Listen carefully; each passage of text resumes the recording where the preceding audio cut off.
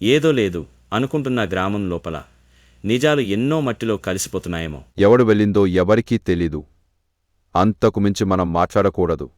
భాస్కర్ నవ్వుతూ, చెప్పరా సార్, వదిలేసిన పసుపు పల్లె ఎవడో తీసుకెళ్లి ఉంటాడు. రాజు కోపం, అన్నట్టు మాట్లాడకండి. ఆమె మన గ్రామానికి గౌరవం తీసుకొచ్చిన అమ్మాయి. వీరమ్మ కాఫీ తాగుతూ, ఆమె గలం పెద్దగా ఉంది రాజా, కాని ఈ గ్రామం చెవులు మూసుకున్నట్టు ఉంది. ఇది లక్ష్మిది కదా. అప్పుడు ఇక్కడ ఏం జరిగిందో నువ్వు ఏ చేసినా నేను నిన్న బయటకు లాగతాను. భాస్కర్ తాగిన వాడిలా, నీకు పెద్ద హీరోలాగా రాముడయ్యావా? వెళ్ళు వెళ్ళు, నీ చదువులతో పాడు చేయొద్దు గ్రామం.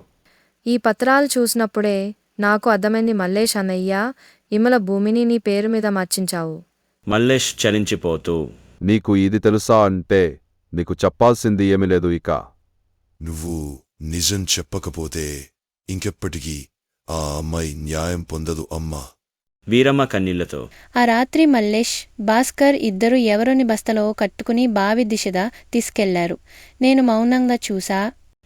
రాజు ఫోన్లో రికార్డ్ చేస్తూ, ఈ సాక్ష్యం చాలు అత్తయ్య.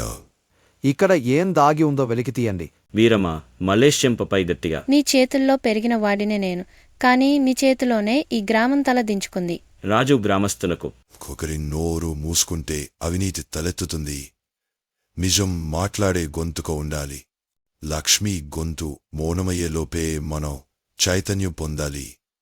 బోర్డు మీద లక్ష్మీ స్మృతివనం, మౌనం వెనుక ఉన్న గొంతుక కోసం